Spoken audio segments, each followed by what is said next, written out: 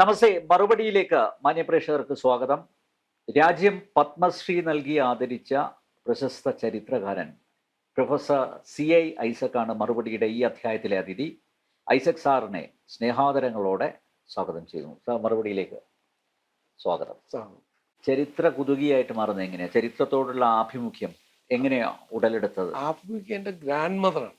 എൻ്റെ grand mother ഈ ഒത്തിരി പഴയ അക്കാലത്ത് അവരിപ്പോൾ 120 വയസ്സ് കണ്ടല്ലേ, അവരുടെ ചെറുപ്പത്തിലെ കോയിൻസ് ഒക്കെ എനിക്ക് ആ കോയിനാണ് ഇവിടെ വെച്ചിരിക്കുന്നത്. അവരെ എടുത്ത് സൂക്ഷിച്ചു വെച്ചിട്ട് മക്കളെയൊക്കെ കാണിക്കാനായിട്ട് അത് എനിക്ക്.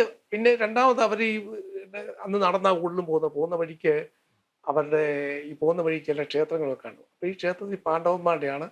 ഇവിടെയാണ് ഭീമൻ ഇരുന്നത്. അവിടെ ഒരു സ്ഥലമുണ്ട്, കവിയൂർ എന്ന് പറഞ്ഞ സ്ഥലത്താണ്. കവിയൂർ പാണ്ഡവന് ഇങ്ങനെയുള്ള കഥകളൊക്കെ പറഞ്ഞു തരും. ക്ഷേത്രങ്ങളുടെ കഥകളെ, പള്ളികളുടെ കഥകളെ ഒക്കെ പറഞ്ഞു തരും. ആ വല്യമ്മയുടെ ഒരു കോൺട്രിബ്യൂഷനാണ് ഞാൻ ചരിത്ര കുതിയായി മാറുന്നത്. പിന്നെ രണ്ടാമത് സംഘവുമായിട്ടുള്ള ബന്ധം വന്നപ്പോൾ കൂടുതൽ ഭാരതീയ ചരിത്രവുമായിട്ട് കൂടുതൽ ഇടപെടി. ഭാരതീയതയ്ക്ക് ഏറ്റവും കൂടുതൽ പ്രാമുഖ്യം കൊടുക്കുന്ന ഒരു വിദ്യാർത്ഥി പരിഷത്തിലൊക്കെ ആയിരുന്ന സമയത്ത് കൂടുതൽ പ്രഭാഷണങ്ങളും ഒക്കെ വരുന്ന മീറ്റിങ്ങുകളൊക്കെ വരുമ്പോൾ ഇതാണല്ലോ പറയുന്നത്. പറഞ്ഞ് അങ്ങനെയാണ് ഈ ചരിത്രത്തിനോടുള്ള ഒരു വലിയ ആസക്തി ഉണ്ടായി വരുന്നത്. ആസക്തിയാണ് ശരിക്കും പറഞ്ഞു കഴിഞ്ഞാൽ. ABP എങ്ങനെ വരുന്നത്? ആരാ കൊണ്ടുപോയേ ABPയിലേക്ക്? MS കർണാൻ, അഡ്വക്കേറ്റ് MS കർണാനാണ് ABPയിലേക്ക് കൊണ്ടുപോകുന്നത്. അത് പ്രത്യേക സാഹചര്യത്തിലാണ്. അന്നൊക്കെ ഈ ക്യാമ്പസുകളിൽ സജീവമായിരുന്നില്ലല്ലോ ABP. ABP സജീവം ഉള്ളൊരു സജീവമായിരുന്നു. ഞങ്ങള് അവസാനം ഞങ്ങൾ MAക്ക് പഠിക്കുന്ന സമയത്ത് MS കർണാനെ ഞങ്ങള് യൂണിവേഴ്സിറ്റി യൂണിയൻ കൗൺസിലായി ജയിപ്പിച്ചു. NS കോളേജ് ASUവിന്റെ കുത്തകയോടെ ജയിപ്പിച്ചു. ശാഖയിൽ പോയിരുന്നു അല്ലേ? ആ, ശാഖയിൽ പോയിരുന്നു. എൻ്റെ വീടിന്റെ എങ്ങനെ സാധിച്ചു എന്നുള്ളതാണ്. എൻ്റെ സഹോദരന്മാരെല്ലാം ശാഖയിലാണ് പോയിക്കൊണ്ടിരുന്ന ആളുകളാണ്. എൻ്റെ അനിയൻ ശാഖ എടുത്തോണ്ടിരുന്ന ആളാണ്. ഞാൻ ഒരു ക്ഷേത്രത്തിന്റെ മുന്നിലാണ് താമസിക്കുന്നത്. വർഷങ്ങളായിട്ട് ഞങ്ങൾ താമസിക്കുന്നത്. ഞങ്ങളുടെ കുടുംബ സ്വത്തായിരുന്നു, അത് വിറ്റുപോയി. അപ്പൊ അവിടെ ആയിരുന്ന സമയത്താണ് ഞാൻ ഈ ശാഖയിൽ പോകുന്നത്. അത് എൻ്റെ അനിയനും വീട്ടുകാർക്ക് ഒരു പ്രശ്നവും ഇല്ല. വീട്ടുകാർക്ക് അങ്ങനെ മതമൊന്നും ജാതിയൊന്നും പ്രശ്നമല്ല. അവർ ഓർമ്മയായിട്ട് തിങ്ക് ചെയ്യുന്ന അപ്പനും അമ്മയും ഒക്കെ തിങ്ക് ചെയ്യുന്നതാണ്. അവർക്ക് അലുകുത്ത് പരിപാടിക്ക് പോരുന്നുള്ളൂ. നാട്ടുകാരെ ശല്യം ചെയ്യുന്ന പരിപാടിക്ക് അങ്ങനെയുള്ള അത് വിലക്കെ ഇരുന്നതാണ്. പിന്നെ സംഘത്തിന്റെ പ്രചാരകന്മാരൊക്കെ വീട്ടിൽ വരുമായിരുന്നു. അവരൊക്കെ നല്ല പരിചയമായിരുന്നു. ഈ നമ്മുടെ പല പഴയ പ്രചാരന്മാരും കാഭാസുരൻ ഉൾപ്പെടെയുള്ളവർ വീട്ടിൽ വരുമായിരുന്നു. വീട്ടിൽ വരികയും അന്ന് നമുക്ക് കെട്ടിടങ്ങൾ സ്വന്തമായിട്ട് ഇതില്ലല്ലോ. അപ്പം നമ്മുടെ വീടുകളിലാണല്ലോ താമസിക്കുന്നത്. അപ്പോൾ അവർ വന്ന് താമസിക്കും. ഗോപാലകൃഷ്ണൻ ചേട്ടന്, കാഫാ സുരേന്ദ്രൻ, അങ്ങനെ പലരും, ചന്ദ്രേട്ടൻ, മരിച്ചുപോയ ചന്ദ്രേട്ടനൊക്കെ എൻ്റെ വീട്ടിൽ വന്ന് താമസിക്കും. അപ്പം അവരുമായിട്ടുള്ള ഇൻട്രാക്ഷൻ കൊണ്ട് ഫാദറിനൊക്കെ വലിയ ഇമ്പ്രഷനാണ്. നല്ലത് പഠിപ്പിക്കുന്ന പിള്ളേരെ നല്ലത് പഠിപ്പിക്കുന്ന ആള് എന്നുള്ളത് വളരെ വലിയ ബഹുമാനമായിരുന്നു. അങ്ങനെയാണ് സംഘത്തില് അടിയുറച്ച വിശ്വാസിയായി മാറാൻ കാര്യം. സഭയുടെ സമീപനം ആദ്യകാലത്തൊക്കെ എന്നെ ബ്ലാക്ക് ലിസ്റ്റിലാണ് പെടുത്തിയിരുന്നത്. CSI അല്ലേ? CSI. പിന്നെ കുറെ കഴിഞ്ഞപ്പം എൻ്റെ ക്ലാസ്മേറ്റ്, എൻ്റെയും MS കർണാൻ്റെയും ഒക്കെ ക്ലാസ്മേറ്റ് ആയിട്ടുള്ള ഒരു ആള് ബിഷപ്പായപ്പോഴാണ് എൻ്റെ ഈ നിരോധനം മാറ്റിയത്. എൻ്റെ നിരോധനം മാറ്റിയത്. വീട്ടുകാർക്ക് പ്രശ്നമില്ലായിരുന്നു. അതുവരെ എന്നെ ഔട്ട്കാസ്റ്റ് ആയിട്ട് കണക്കാക്കിയിരുന്നത്. ഇപ്പം പ്രശ്നമൊന്നുമില്ല. പള്ളിയിലൊക്കെ വലിയ അംഗീകരിക്കപ്പെടുന്ന ആളാണ് ഞാൻ. പള്ളിയുടെ ഒരു പൊതു കാര്യങ്ങൾക്ക് ഇടപെടാറില്ല. ജസ്റ്റ് ചെന്നിട്ട് വൈഫിനോടൊപ്പം ചെന്നിട്ട് അവരുടെ സർവീസിൽ കൂടിയിട്ട് തിരിച്ചു പോരുക മാത്രമേ ചെയ്തു. പത്മശ്രീ പുരസ്കാരം ലഭിച്ചപ്പോൾ ആദരിക്കുകയും ചെയ്തു. അവരിവിടെ വലിയ സ്വീകരണമായിരുന്നു. വലിയ സ്വീകരണമായിരുന്നു. കോട്ടയത്ത് ബേക്കർ അവരുടെ ഒരു മീറ്റിംഗ് ഉണ്ട്. ആ മീറ്റിങ്ങിലേക്ക് എന്നെ പ്രത്യേകമായി ക്ഷണിച്ചിട്ട് 22 എനിക്ക് സ്വീകരണം തന്നു. അത് വലിയൊരു അംഗീകാരമായിട്ടാണ് ഞാൻ കണക്കാക്കുന്നത് സഭയുടെ ഭാഗത്ത് നിന്ന്. സഭ ഇപ്പോ ഈ സംഘപരിവാർ പ്രസ്ഥാനങ്ങളുമായിട്ട് കുറച്ചുകൂടി അടുത്തുകൊണ്ടിരിക്കുകയല്ലേ അല്ലേ? അടുത്തുകൊണ്ടിരിക്കുകയാണ്. അവരുടെ പഴയ എതിർപ്പ് മാറി. തന്നെ മണിപ്പൂരിലെ പ്രശ്നം അവർക്ക് കാര്യം മനസ്സിലായി. അത് ജാതി മാറിയാലും ഇല്ലേലും അവർ ആ ജാതികൾ തമ്മിലുള്ള സംഘർഷമാണ്.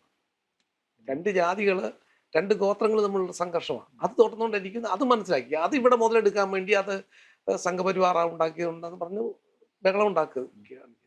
പക്ഷെ അതൊക്കെ മനസ്സിലായി തുടങ്ങി എന്നുള്ളതാണ്. അവർ തന്നെ അവരുടെ പ്രസംഗങ്ങളിലൊക്കെ പറയാറുണ്ട്, ഇങ്ങനെ മണിപ്പൂർ നടക്കുന്നത് ഇങ്ങനെയാണ്, അവരുടെ അത് മാറാൻ വേണ്ടി, അവരുടെ ആ അങ്ങോട്ട് പക മാറാൻ വേണ്ടി പ്രാർത്ഥിക്കാമെന്ന് പറയാം. അല്ലാതെ RSനെ ഇല്ലാതാക്കാൻ വേണ്ടി അല്ലെങ്കിൽ സംഘപരിവാറിനെ ഇല്ലാതാക്കാൻ വേണ്ടി പ്രാർത്ഥിക്കാമെന്ന് പറയത്തില്ല അവർ. അതൊക്കെ മാറി, ഒത്തിരി ഒത്തിരി ഒരുപാട് മാറി. എനിക്കത് രണ്ടും അറിയാമല്ലോ, രണ്ട് സ്റ്റേജും അറിയാമല്ലോ. ഇപ്പോഴത്തെ അവരുടെ നിലപാടും അന്നത്തെ നിലപാടും എനിക്കറിയാം. അല്ല, ഈ വടക്ക് കിഴക്കൻ സംസ്ഥാനങ്ങളിൽ ഇത്തരം പ്രശ്നങ്ങൾ ഉയർത്തിക്കാട്ടുന്നതിന് മുമ്പ് എപ്പോഴും പറഞ്ഞുകൊണ്ടിരുന്നത് ഗ്രഹാം സ്റ്റെയിൻസിനെ ഒക്കെ മക്കളെയും ചുട്ടുകൊന്ന. ഗ്രഹാം സ്റ്റെയിൻസിനെ ചുട്ടുകൊല്ലുന്നതിന് മുമ്പ് ഞാൻ സംഘപരിവാറിലുള്ള ആളാണ്. പിന്നെ എന്നോട് പറഞ്ഞിട്ട് കാര്യമില്ലല്ലോ, എനിക്ക് കൃത്യമായിട്ട് അറിയാം. ഈ പലത്തും ഞാൻ ഈ ഇങ്ങനെയുള്ള സംഘർഷം നടക്കുന്ന സ്ഥലങ്ങളൊക്കെ പലപ്പോഴും പോകാറുണ്ടായി. അപ്പോൾ പോകുന്ന സമയത്ത് ഞാൻ അന്വേഷിക്കുമ്പോൾ പറയാം, ഇത് ഞങ്ങളുടെ ജാതികൾ തമ്മിലുള്ള പ്രശ്നമാണ്, അല്ലാതെ ഇതിൻ്റെ അകത്ത് വേറെ പ്രശ്നമൊന്നുമില്ല. പിന്നെ ബംഗ്ലാദേശിൽ നിന്ന് വന്ന ഒരു കന്യാസ്ത്രീമാടം ആക്രമിച്ച് കൊന്നിട്ട് പോയപ്പോൾ ആദ്യം സംഘപരിവാർ വന്നു. അത് അന്വേഷണം വഴി തെറ്റിച്ചു വിട്ടു. കുറെ കഴിഞ്ഞപ്പം ഢാക്കയിൽ നിന്ന് അവനെ പിടിച്ച് പ്രതിയെ ഇങ്ങോട്ട് ട്രാൻസ്ഫർ ചെയ്തു. അപ്പോഴതിൻ്റെ കന്യാസ്ത്രീയെ കൊന്നത് അവനാണ്, കൊള്ളയ്ക്ക് വന്ന മുസ്ലിമാണ് കൊന്നതെന്ന് മനസ്സിലായത്. അപ്പം പിന്നെ എല്ലാവരുടെയും അടഞ്ഞു. അപ്പം ഇത്തരം സംഭവങ്ങൾ മനസ്സിലാക്കി ആദ്യം ചത്തത് കീരിയനും കൊന്നത് ഭീമൻ എന്നങ്ങ് അസംഷനിൽ എത്തുക, അതാണ് നമ്മുടെ ഏറ്റവും വലിയ പ്രശ്നം. അല്ലാതെ ഇതിനെപ്പറ്റി അതിൻ്റെ പ്രോസ് ആൻഡ് കോൺസ് അനാലിസിസ് നടത്തില്ല. സംഭവം നടന്നു, അത് എങ്ങനെ നടന്നെന്ന് ചിന്തിക്കത്തില്ല. അപ്പോൾ അയാളെ RDOയെ കൊന്ന പോലെ കൊന്നു കഴിഞ്ഞപ്പോൾ ആദ്യം വഴി തെറ്റിച്ച് വിടുക ചെയ്യുന്നത്, അന്വേഷണം വഴി തെറ്റിച്ച് വിടുക. RDO ആത്മഹത്യ ചെയ്യുകയെന്നാണ് പറയുന്നത്. ഇപ്പം പറയുന്ന അദ്ദേഹത്തിൻ്റെ ശരീരത്ത് മുറിവിൻ്റെ രക്തം ഉണ്ടായിരുന്നു എന്ന് പറഞ്ഞു. അത് ഒന്നും മാർക്ക് ചെയ്തിട്ടില്ല ഇതിൻ്റെ അകത്ത് പോസ്റ്റ്മോർട്ടം റിപ്പോർട്ടിൽ. അപ്പം ഇത്തരം ഒരു കാഴ്ചപ്പാടാണ് നമ്മുടെ. അതൊക്കെ മനസ്സിലായി തുടങ്ങി, സഭയ്ക്കും സഭയുടെ ആളുകൾക്കും ഒക്കെ മനസ്സിലായി തുടങ്ങി. ഇപ്പൊ ആര്യന്മാരെ അങ്ങോട്ട് ഇന്ന് പറഞ്ഞിട്ടൊന്നും മിണ്ടുന്നില്ലല്ലോ. അല്ല, എനിക്കൊന്ന് പ്രത്യേകിച്ച് ഈ ലവ് ജിഹാദ് വിഷയമൊക്കെ ലവ് ജിഹാദ് ചൂട് പിടിച്ചപ്പോഴാണെന്ന് കുറെ കൂടി റിയലൈസ് ചെയ്തു. സംഗതി കൊണ്ട് പിള്ളേരെ കൊണ്ടുപോയി മതം മാറി രാജ്യത്തിന് എതിരായിട്ട് ജയിക്കുക, അയക്കുന്ന അങ്ങോട്ടാ, സിറിയയിലേക്കും മറ്റുമൊക്കെ അയക്കുന്നത്. അല്ലാതെ നല്ല സ്ഥലത്തേക്കല്ല അയക്കുന്നത്. അവരെ ഒരു മകനോ 2 മകനോ ഉള്ള 2 മക്കളുണ്ടായിരിക്കും, അവരെ കൊണ്ടുപോയി കൊന്ന് അവർ നിരാശ്രയരായിട്ട് മരിച്ചു പോവുക. അത് ആവർത്തിച്ച് കഴിഞ്ഞപ്പോൾ കുറേ ആളുകൾക്ക് മനസ്സിലായി, അതിൻ്റെ സഫർ ചെയ്ത അതിൻ്റെ ഫ്രെയിം വർക്ക് വരുന്നവർക്ക് മുഴുവൻ കാര്യങ്ങൾ മനസ്സിലായി. പിന്നെ ഇപ്പോഴത്തെ സംഭവങ്ങൾ തന്നെ, മുനമ്പം പ്രശ്നം തന്നെ അല്ല, ഇനി പല പ്രശ്നങ്ങളും ഉണ്ടായി. എൻ്റെ വീടും അവിടെയാണെന്ന് പറഞ്ഞാൽ സംഗതി തീർന്നു. 2 സാക്ഷികളെയും കൂടി വന്നാൽ മതി. സാക്ഷികളെയും കൂടി വെച്ചാൽ മതി. ഞാൻ ഇവിടെ ചെന്ന് ഏത് കോർട്ടിലാണ് ഞാൻ ഫയൽ ചെയ്യാൻ നോക്കുന്നത്? ഇപ്പം നിങ്ങളുമായിട്ട് എന്താ നമ്മുടെ തർക്കമാണെങ്കിൽ നമുക്ക് പോയി അയൽവക്കാരുമായിട്ട് തർക്കം കോടതിയിൽ പോയി പറയും. ഏത് കോടതിയില്ല, അവൻ്റെ ഇതിൽ ചെല്ലണം, അവരുടെ കോടതിയിൽ ചെല്ലണം. അവരുടെ കോടതി ചെല്ലുമ്പോൾ അവരുടെ അനുകൂലമായിട്ട് വിധിയുള്ളൂ. അപ്പം നമ്മൾ നിസ്സഹായരായിട്ട് ഇറങ്ങി പോകേണ്ടി വരും. RSS അപര മതവിദ്വേഷം പ്രചരിപ്പിക്കുന്നു. പിന്നെ ഇവിടെ ഒരു ഹൈന്ദവ രാഷ്ട്രം കെട്ടി ഉയർത്താനുള്ള ഒരു ശ്രമത്തിലാണ് എന്നൊക്കെയാണല്ലോ പ്രചരണം, അല്ലേ? പൊതുവിൽ RSSന്റെ ഒരു ശക്തി എന്തായിട്ടാണ് കാണുന്നത്? ദേശീയതയാണ് മുൻഗണന, ദേശീയതയ്ക്ക് വേണ്ടിയാണ്. ഞാൻ എൻ്റെ ഒരു പേഴ്സണൽ എക്സ്പീരിയൻസ് പറയാം. ഞാൻ ഈ ഡിഗ്രിക്ക് പഠിക്കുന്ന കാലത്ത് തന്നെ ഇങ്ങനെ സംഘശാഖയിലൊക്കെ വീട്ടിൽ പോയി, അങ്ങനെ ഒരു ഹിന്ദു മൈൻഡായി. ആ ക്ഷേത്രത്തിൽ ഞങ്ങൾക്ക് കയറുന്നതിന് പ്രശ്നമൊന്നുമില്ല. നെത്തല്ലൂര ക്ഷേത്രത്തിൽ, കാർത്യാനി ക്ഷേത്രത്തിൽ ഇന്നും യാദൃച്ഛ്യമായിട്ട് അവിടെ ഉത്സവം നടന്നുകൊണ്ടിരിക്കുക. അപ്പം ഞാൻ ഭാര്യയോട് പറഞ്ഞു, ഇത് നിയോഗം പോലാണല്ലോ, ഞാൻ ഇന്ന് ഇങ്ങോട്ട് വരാനിരുന്നതല്ല, ഒരു മരിച്ച വീട്ടിൽ പോകാൻ അതുവഴി ഇന്ന് പോകേണ്ടി വന്നു. തിരിച്ചു വന്ന വേറെ വഴിയെ വന്നു. അങ്ങനെ പോയി ഞങ്ങൾ അതുമായിട്ട് ഭയങ്കര ബന്ധമാണ്. ആ ക്ഷേത്രവുമായിട്ട് തലമുറകളായിട്ടുള്ള ബന്ധമുണ്ട്. അപ്പം ആ ക്ഷേത്രത്തിലെ ഈ ഉത്സവങ്ങൾക്ക് ഞങ്ങൾ പങ്കെടുക്കും. അപ്പം അങ്ങനെ ഈ ശക്തമായ ഒരു RSS ബന്ധം ഇൻബിൽറ്റായിട്ടുണ്ടായിരുന്നു. അപ്പം അങ്ങനെ ഇരുന്ന സമയത്ത് പരമേശ്വർജി ഇരിക്കുന്ന സമയത്ത് സീനിയർ പ്രചാരകനാണ്, ഇന്ത്യയിലെ തന്നെ ഏറ്റവും സീനിയർ പ്രചാരകൻ. മീറ്റിംഗ് വെച്ച് ഞാൻ പറഞ്ഞു, അന്ന് പരമേശ്വർ കൂടെ വർക്ക് ചെയ്യാൻ തുടങ്ങി, വിദ്യാർത്ഥി പരിഷത്തിൽ നിന്ന് മാറി ഭാരതീയ വിചാര കേന്ദ്രത്തിൽ വർക്ക് ചെയ്യാൻ തുടങ്ങി. ഞാൻ ഹിന്ദുമതം സ്വീകരിക്കാൻ പോകുന്നു. ചേരമ്പുള്ളി എന്നെ സൂക്ഷിച്ചു നോക്കി.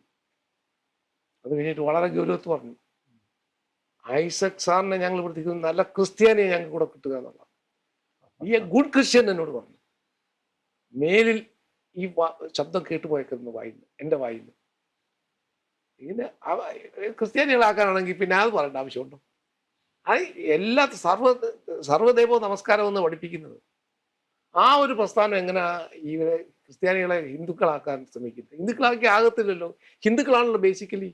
ഇവരെല്ലാവരും നാളെ നോക്കുന്നവരാ, എല്ലാവരും പിന്നെ കർമ്മങ്ങളൊക്കെ നടത്തുന്നവരാ, ഉത്സവമായിട്ട് ഓണവും വിഷുവും ഒക്കെ ആഘോഷിക്കുന്നവരെല്ലാവരും അവരുടേതായ മതത്തിന്റെ ചട്ടക്കൂടി നിന്നുകൊണ്ട് ആഘോഷിക്കും, സ്വീകരിക്കും. അപ്പൊ അവിടെ എങ്ങനെ RSSന് ഒരാളെ ഹിന്ദു മതമല്ലല്ലോ, ഒരു സംസ്കാരമാണ്. ആ സംസ്കാരത്തിന്റെ ഭാഗം ഇവിടെ വന്ന ക്രിസ്ത്യാനികളും, ഇവിടുത്തെ വന്ന ക്രിസ്ത്യാനികളും ഹിന്ദു സംസ്കാരത്തിന്റെ ഭാഗമാണ്. അതുമല്ലേ മുസ്ലിങ്ങളും ഹിന്ദു സംസ്കാരത്തിന്റെ ഭാഗമാണ്. അവർ അറിഞ്ഞോ അറിയാതോ ഹിന്ദു സംസ്കാരത്തിൽ ഹിന്ദു അനുഷ്ഠാനങ്ങൾ മുഹൂർത്തം നോക്കാതെ ആരെങ്കിലും കല്യാണം നടത്തുമോ? മുഹൂർത്തം നോക്കാതെ വീട് വെക്കുമോ? വാസ്തു നോക്കാതെ വീട് വെക്കുമോ? ഏറ്റവും കൂടുതൽ വാസ്തുവിന് വരുന്നത് ക്രിസ്ത്യാനികളും മുസ്ലിങ്ങളുമാണ്. മുസ്ലിങ്ങളാണ് ഏറ്റവും കൂടുതൽ വരുന്നത്. എന്നോട് ഒരു ഒരു പ്രധാനപ്പെട്ട ഒരു ആള് ഉണ്ട്, ഒരു വാസ്തു വിദഗ്ധൻ ചോദിച്ചു. ഞാൻ തമാശ ചോദിച്ചു, ഞങ്ങള് ക്രിസ്ത്യാനികള് നിങ്ങൾ ഹിന്ദുക്കളെ കൊണ്ട് ജീവിക്കാൻ ഒക്കുമെന്ന് ചോദിച്ചു. ഞങ്ങൾക്ക് വരുന്ന മുഴുവൻ മുസ്ലിങ്ങളാ കൂടുതൽ, പിന്നെ ക്രിസ്ത്യാനികളാന്ന് പറഞ്ഞു. ഹിന്ദുക്കൾ വളരെ കുറച്ചേ ഉള്ളൂ. അതിന്റെ കാരണം അവർക്ക് കുറെ വാസ്തു നിയമങ്ങളൊക്കെ അറിയാം, അത് വെച്ച് അവരങ്ങ് ചെയ്യുമെന്ന് പറഞ്ഞു. ഞങ്ങൾക്ക് ഇതൊട്ടും അറിയാൻ പറ്റുന്നത് ഞങ്ങളുടെ അടുത്ത് വരുന്നു എന്ന് പറഞ്ഞു. അപ്പൊ അങ്ങനെയാണ് നമ്മുടെ ഹിന്ദു ഒരു മതമല്ല, ഹിന്ദു ഒരു സംസ്കാരമാണ്. അതെല്ലാ സർവ്വദേവോ നമസ്കാരം എന്ന് പഠിപ്പിക്കുന്ന ഒരു സർവ്വദേവന്മാരെയും നമസ്കരിക്കാനായിട്ട് തയ്യാറായിരിക്കുന്നതാണ്. ബുദ്ധനെയും മഹാവീരനെയും ഞങ്ങൾ ചിലപ്പം പറയാറുണ്ട്, എൻ്റെ വൈഫുമായിട്ട് സംസാരിക്കുമ്പോൾ ക്രിസ്തു ഇന്ത്യ വന്നത് രക്ഷപ്പെട്ടു പോയതെന്ന് പറഞ്ഞു. ഓടിച്ചിട്ട് തല്ലി കൊല്ലുകയായിരുന്നു. ഇവിടെ വന്ന് പുള്ളിയെ ആകാശം മുട്ട പൊക്കിക്കൊണ്ട് കിടന്നതെന്ന് പറഞ്ഞു. അതാണ് ഈ പിന്നെ ഇസ്രായേലിലെ പ്രധാനമന്ത്രി ഇന്ത്യൻ പ്രധാനമന്ത്രിയെ കണ്ട് പറഞ്ഞു, ഞങ്ങളുടെ ഒരു തുള്ളി രക്തം വിടാത്ത ഒരു പിടി മണ്ണ് ഈ ലോകത്തുണ്ടെങ്കിൽ അത് ഹിന്ദുക്കൾ താമസിക്കുന്ന സ്ഥലമാണെന്ന് പറഞ്ഞു. അദ്ദേഹം പറഞ്ഞു. ഉദാഹരണത്തിന് ഈ പോർട്ടുഗീസുകാർ വന്ന സമയത്ത് പിന്നെ അവിടുന്ന് പിന്നെ ഈ കൊടുങ്ങല്ലൂരിൽ നിന്ന് അവിടുത്തെ ജൂതന്മാരെ അടിച്ചോടിച്ചു. അവർ അഭയം തേടിയത് കൊച്ചി രാജാവിൻ്റെ അടുത്താണ്. കൊച്ചി രാജാവിന് ഒരു സ്ഥലമില്ല. ഉടനെ ഭഗവതി ക്ഷേത്രത്തിൻ്റെ തൊട്ട് സ്ഥലം കൊടുത്തു. അപ്പം പള്ളി വെക്കണമെന്ന് പള്ളിയും വെച്ചോളാൻ പറഞ്ഞു. പള്ളിയും വെച്ച് കഴിഞ്ഞപ്പോൾ വാങ്ക് വിളിക്കുന്നു. വാങ്ക് വിളിക്കുന്നത് അസൗകര്യമാണെന്ന് അവിടുത്തെ ചില ആളുകൾ പറഞ്ഞപ്പം രാജാവ് ഒരു കാര്യം ചെയ്തു, പ്രശ്നം വെച്ചേക്കാമെന്ന്. ദേവപ്രശ്നം വെച്ചേക്കാം. ദേവപ്രശ്നം വെച്ചപ്പം പ്രശ്നകാരൻ പറയാ, അവര് ഹീബ്രുവിൽ എന്നെ തന്നെയാ സ്തുതിക്കുന്നതെന്ന് പറഞ്ഞു. സംഗതി പോയില്ലേ, ചീറ്റി പോയില്ലേ, എഴുതലേ പൊട്ടിയില്ല. ഇതാണ് നമ്മുടെ മനോഭാവം എന്ന് പറഞ്ഞത്. ആ ഇസ്രയേലുകാരൻ വിളിക്കുന്ന ബാങ്ക് വിളിക്കുന്നത് എന്നെ തന്നെ സ്തുതിക്കുന്ന ഭഗവതി പറഞ്ഞു. അതാണ് പട്ടാഞ്ചേരിയിൽ സിനഗോഗും പള്ളിയും അടുത്തടുത്തിരിക്കുന്നത്, സിനഗോഗും ക്ഷേത്രവും അടുത്തടുത്തിരിക്കുന്നത്. ഇതുവരെ ഒരു കലഹവും ഉണ്ടായിട്ടില്ല. അവിടെ ഉത്സവം നടക്കാറുണ്ട്, ബാങ്ക് വിളിക്കാറുണ്ട്. ഇപ്പൊ അവരെല്ലാം പോയോണ്ട് ഇല്ല, ഒരു പ്രശ്നവും നാളിതുവരെ ഉണ്ടായിട്ടില്ല. അതാണ് നമ്മുടെ ഒരു ഹിന്ദുവിൻ്റെ ഒരു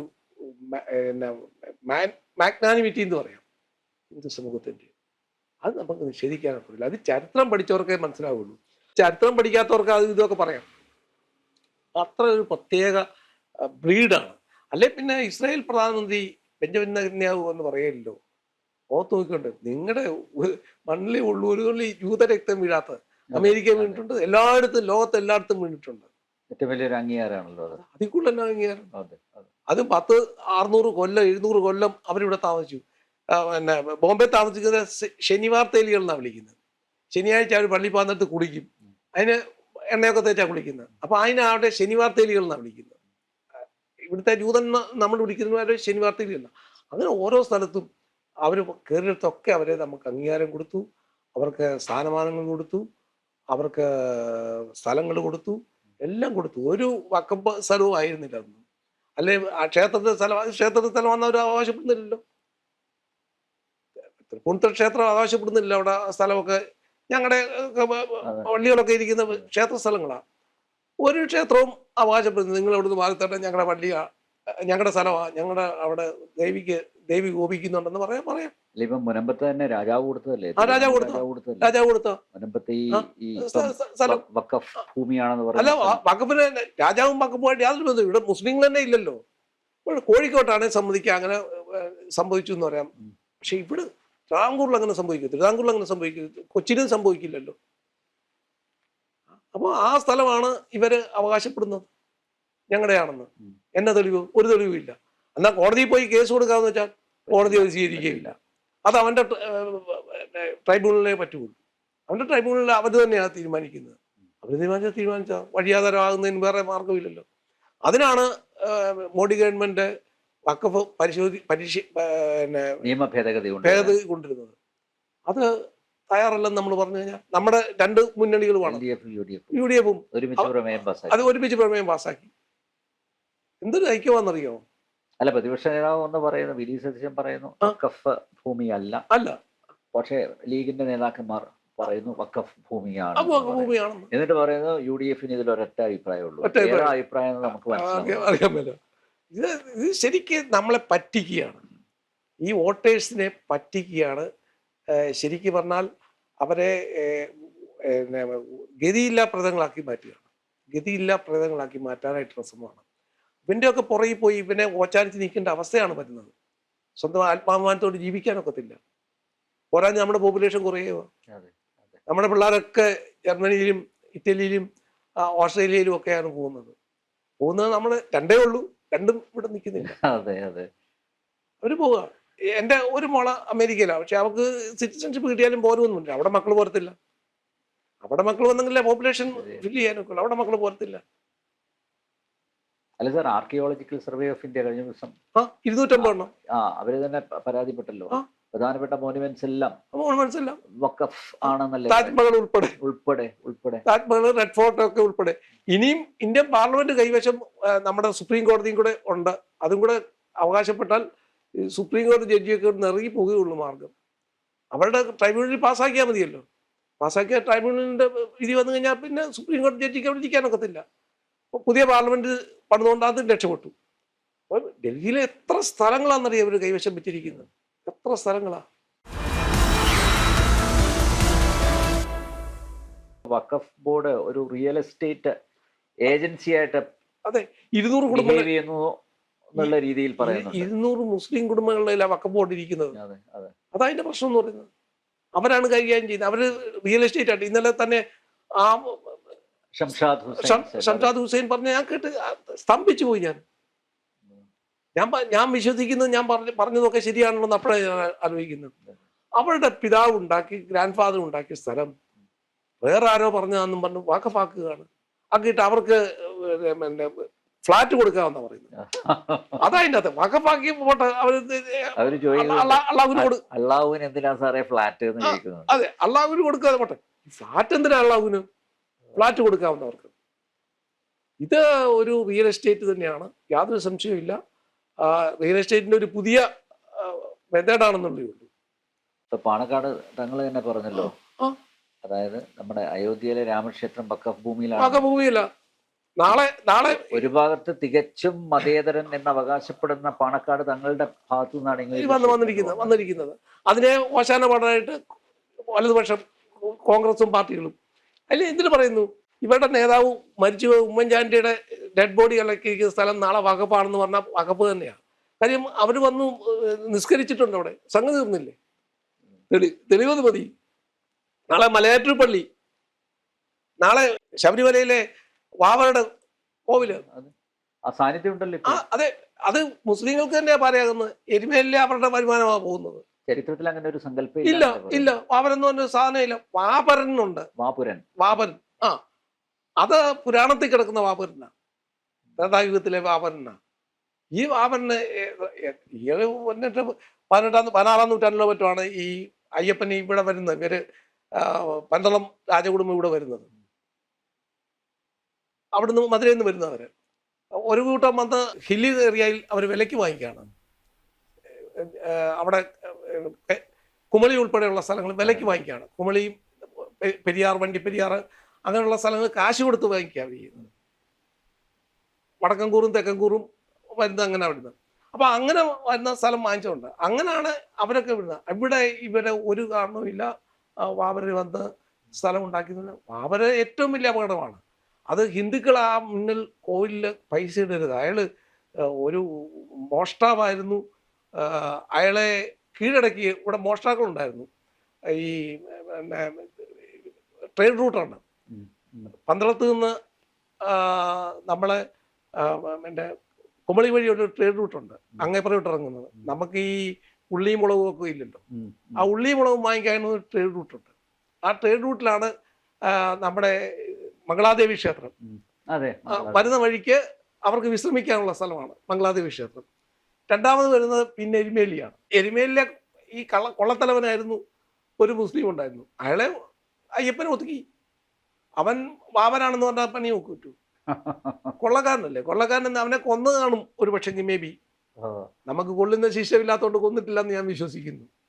നമുക്ക് എല്ലാവരെയും നമ്മൾ അംഗീകരിക്കുകയാണ് ചെയ്യുന്നത്, കളരെ അംഗീകരിക്കുകയാണല്ലോ. എല്ലാ സ്വാതന്ത്ര്യ സമര സേനാനി പോലെ അവനെ എന്താ സ്വാതന്ത്ര്യ സമരത്തിൽ ചെയ്തത്? പെണ്ണുങ്ങളുടെ വീടുകളെല്ലാം കയറി പെണ്ണുങ്ങളെയൊക്കെ പിടിച്ചു ബലാത്സംഗം ചെയ്തു, ഹിന്ദുക്കളെ വെട്ടി ഓടിച്ചിട്ട് അവർ പെണ്ണുങ്ങളെ എടുക്കുക ചെയ്യുന്നത്.